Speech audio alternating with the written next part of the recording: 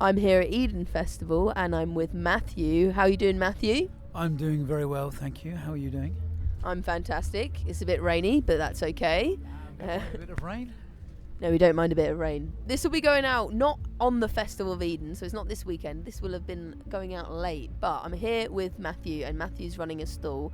Could you tell me about the stall, Matthew? I can tell you about the stall. We are selling cacao products, so we have ceremonial grade cacao shots we're giving to people so they can open their hearts, get some mental clarity and feel some elation in their lives.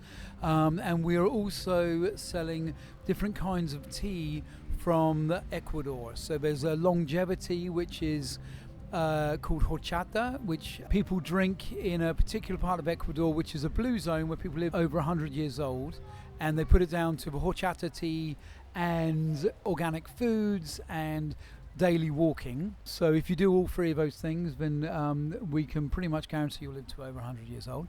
The other thing we have is guayusa, which is from the jungle, and it's a kind of similar to yerba mate.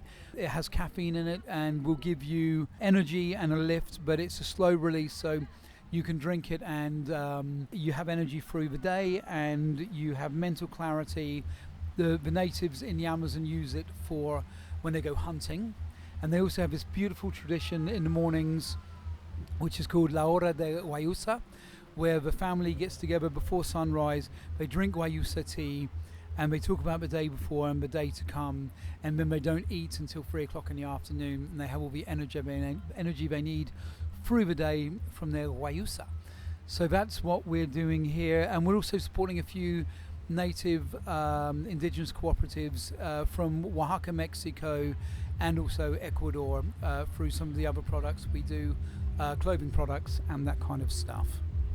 Wow, so when did you first start getting into cacao? So I was living in Ecuador about 12 years ago, and cacao was very much a part of life there. So I started to drink the cacao, and there they often drink the cacao with the guayusa mixed together, particularly in the jungle. And I started like everybody else eating things like Galaxy, which I thought was fine. But when I got to Ecuador and started to have the real cacao, it was a revelation. So I absolutely love it, and now I just want to bring the real cacao to the British Isles so people can enjoy it in the same way that we do over there. Yeah, so cacao is basically like the naturalist or the best way to eat chocolate, but it's not chocolate because it's cacao, like you said before, we were speaking earlier before the interview, and I've tried some of your cacao bar, which was what we're calling it, and it is absolutely amazing, like fantastic. How did you make that? So it's actually much simpler than how people make chocolate. And so to be clear, the word chocolate comes from the Aztec word chocolatl, and it normally would be just the drinking chocolate. What we now know of as chocolate in the UK would have arrived the same way that we make our cacao bars and our cacao drinks, but over time it's been changed, and they add a lot of additives in, all that kind of stuff.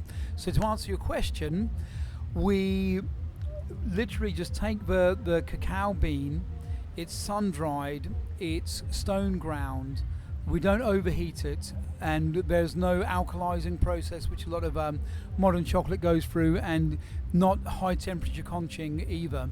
So what we end up with, first of all, it's an heirloom cacao bean, so it's a very, very fine quality bean from Ecuador. It's Fina Aroma Arriba Cacao, and with this bean we literally just grind it into a paste, and then use that paste, mix it with some local Galloway Scottish honey and pinch of salt, a little vanilla, and that's it for our cacao bars.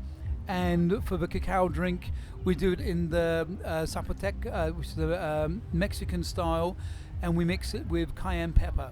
Wow, so does it get spicy then? Yeah, it gets a little spicy. Cacao is it's a pure cacao is really good for your circulation. Your spice actually opens up the capillary as well, so it helps with that effect. Okay, that's amazing. So with the cacao, did you have to experiment with different mixtures and different formulas to create the best one, or was it even just simpler than that? You just did it? Well, actually, neither of those. So to make the cacao bars, it was a learning process. So I just learned from the people who were making the cacao bars in Ecuador, the pure cacao bars there, and just did the same way they did it. For the drinking cacao that we produce, I sat in cacao ceremonies in Mexico and Guatemala, and so the recipe I use for our drinking cacao, our ceremonial grade cacao, is the same as they would use in those traditions. Wow, that's incredible. So this weekend, are you hoping to open up people's minds and hearts to cacao? You know what?